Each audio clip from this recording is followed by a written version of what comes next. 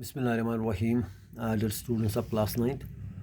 السلام علیکم ورحمۃ اللہ. ڈیئر اسٹوڈنٹس، آج کا جو ہمارا ٹاپک ہے وہ ہے France becomes a constitutional monarchy. Dear students, اس میں کیا ہوتا ہے، اب جو نیشنل اسمبلی نے اپنا کانسٹیٹیوشن 1791 میں تیار کر دیا تھا. ان کا جو اصلی مدعا تھا وہ یہ تھا کہ بادشاہ کے پاورز کو کم کرنا تھا.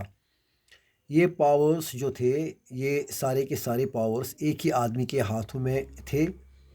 اب ان پاورز کو علیحدہ کر کے مختلف اداروں کو سونپا گیا، جیسے لیجسلیٹو، ایگزیکٹو اور جوڈیشری.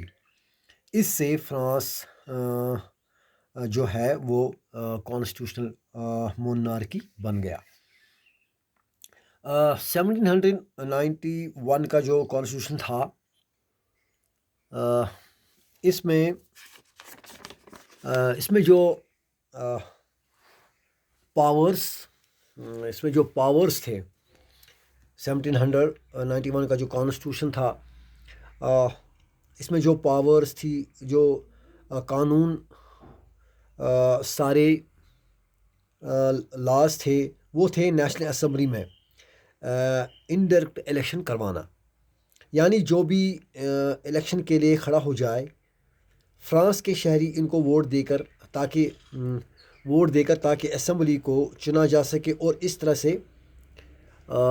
طرح سے سارے شہریوں کو ووٹ دینے کا حق حاصل نہیں تھا، بلکہ صرف ان مردوں کو جو 25 سال سے اوپر تھے اور ٹیکس دیتے ہو.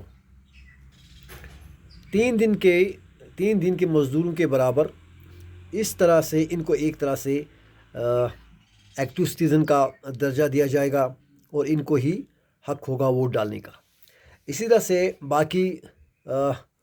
باقی جتنے بھی مرد اور عورتیں ہیں جن کو ووٹ دینے کا حق نہیں ہے، ان کو ان ایکٹیو سٹیزن مانا جاتا ہے. اور اگر آپ کو الیکشنز میں جیت حاصل کرنی ہے یا پھر اسمبلی کا نمائندہ بننا ہے، جو بھی آدمی اس چیز کے لیے کھڑا ہو رہا ہے وہ سب سے زیادہ ٹیکس پیئر کی لسٹ میں اونچا ہونا چاہیے. اسی طرح سے اب جو یہ آئین تھا، اس کی شروعات اس اعلان کے ساتھ ہوتی ہے کہ کیا حقوق میں مرد اور شہریوں کے اس طرح سے ہو، جو لوگوں کو جو حقوق دیے گئے تھے، لوگوں کو جو حقوق یعنی کہ رائٹس دیے گئے تھے، ان میں سے یہ حقوق تھے جیسے کہ ہے رائٹ ٹو لائف ہے، freedom of speech, freedom of opinion, equality before laws, جیسے کہ حقوق بولنے کے حقوق، خیالاتوں کی آزادی، قانون کے سامنے سب برابر. یہ سب قانون جو ہے یہ قدرتی حقوق، یعنی ان رائٹس کو ان سے کوئی بھی چھین نہیں سکتا یا لے نہیں سکتا. یہ حق جو ہے ان کو جنم سے ہی ہے. اسی طرح سے it was the duty of the state to protect each citizens natural right.